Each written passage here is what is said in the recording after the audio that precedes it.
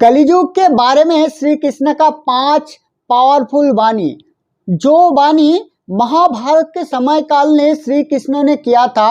तो जब महाभारत का समय था तब जो पंचों पांडव था श्री कृष्ण को क्वेश्चन किया था कि प्रभु हम लोगों को बताइएगा कि कली युग का जो मनुष्य होंगे उसका लाइफस्टाइल कैसा होंगे, उसका जीवन धारा कैसे होंगे, उसका बिहेवियर कैसे होंगे। तो ये बात सुनने के बाद श्री कृष्ण पंचों पांडव को कहा था कि ठीक है बच्चों, आप लोग सामने जो जंगल है वही जाओ और वही जाने के बाद जो कुछ आप दिखेंगे वो आके मेरे पास बताएंगे। मैं बता दूंगा कि कली युग का जो इंसान होंगे उसका लाइफस्टाइल कैसे होंगे। तो ये सुनने के बाद जो पंच पांडव था वो जंगल में निकल पड़ा। निकलने के बाद पहला युधिष्ठिर बहुत ही द्रुतता के साथ श्री कृष्ण के पास आके बोला, प्रभु मैंने देखा कि जंगल के अंदर एक जो हाथी था, बहुत बड़ा हाथी, उसका 2 सूंड है, इसका मीनिंग क्या है मैं समझ नहीं पा रहा हूँ। तो ये सुन के श्री कृष्ण ने बोला कि हे युधिष्ठिर, इसका मतलब है कली युग में जो इंसान होंगे वो इंसान का 2 रूप होंगे। वो सामने से आपको बोलेंगे कुछ और पीछे से करेंगे कुछ और, यानी कि वो सिर्फ झूठ के ऊपर झूठ ही बोलेंगे। उसका जो काम होंगे, उसका जो बातें होंगे, बातें और काम के अंदर 100% फर्क रहेंगे दोस्तों। वो अपने जो बात है उसके मुताबिक काम बहुत ही कम करेंगे दोस्तों।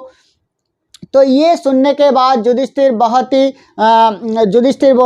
युधिष्ठिर ने प्रभु को नमन किया। इसके बाद भीम आया। भीम आके प्रभु को बोला कि प्रभु मैंने देखा कि जंगल के अंदर एक गाय अपने जो बछड़ा होता है उसको इतना चाट रहा है, चाटते चाटते उसका जो शरीर है उसे खून निकलने लगा, फिर भी वो चाटने लगा है। तो इसके मतलब क्या है ये मेरा समझ में नहीं आ रहा है। प्रभु कृपा करके मुझे बताइएगा कि इसका मीनिंग क्या है।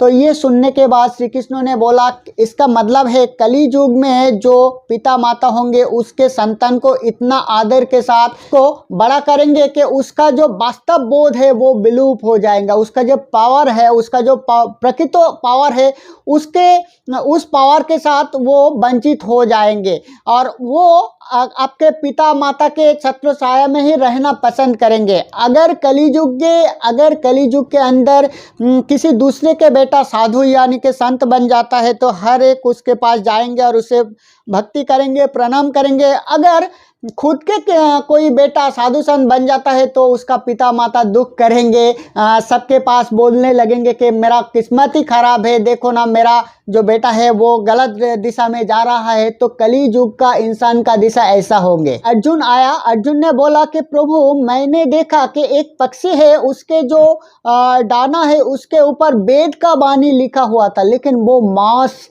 छीन के खा रहा था, वो मांस भोजन कर रहा था। तो इसका मतलब क्या है मेरे समझ में नहीं आ रहा है। तो ये सुनने के बाद श्री कृष्ण बोला कि कली युग में जो इंसान होंगे उसको सामने से जो लोग मानेंगे कि ये ज्ञानी है, ये दयालु है, ये बहुत विवेकवान है, लेकिन वो इंसानी सबसे ज़्यादा क्रूर होंगे, क्योंकि उसका हर तरह ये चिंता रहेंगे कि कैसे किसी दूसरे का मौत हो जाए और मौत होने के बाद उसका जो संपत्ति है वो छीन के खुद को बनाया जाए।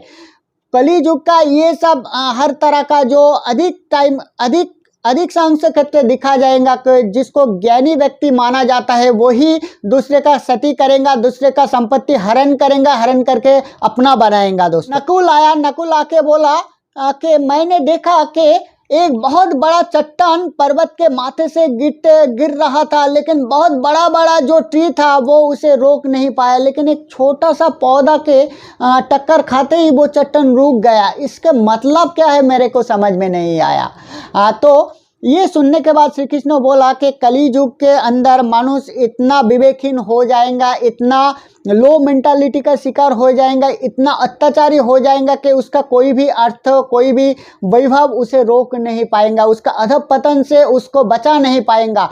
लेकिन अगर वही इंसान श्री कृष्ण को नाम श्रवण करेंगे, हरिनाम श्रवण करेंगे, तो वो छोटा पौधा रूपी जो हरिनाम है उसे रोक देंगे और उसका जो विवेक है उसका विकास करेंगे, उसका ज्ञान का विकास करेंगे, उसका बुद्धि का विकास करेंगे। सहदेव आया, सहदेव ने बोला कि प्रभु मैंने देखा कि जंगल के अंदर बहुत सारा कुआं था, वो सब कुआं थोड़ा थोड़ा भरा था, लेकिन सबसे बड़ा जो कुआं था वो एकदम खाली था, एकदम पानी नहीं था। इसके मतलब क्या है प्रभु, कृपा करके मुझे बताइए।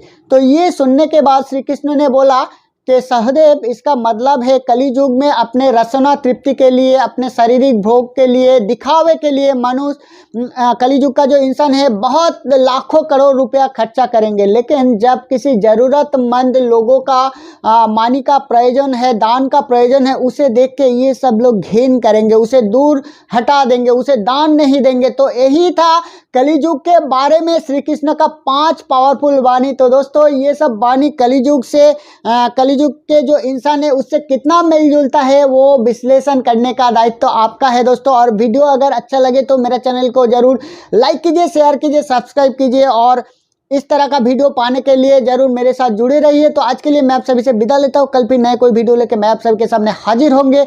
मैं आप सभी का दोस्त पलस बॉरिकन पावरफुल एनर्जी लिंक टीचर। नमस्कार।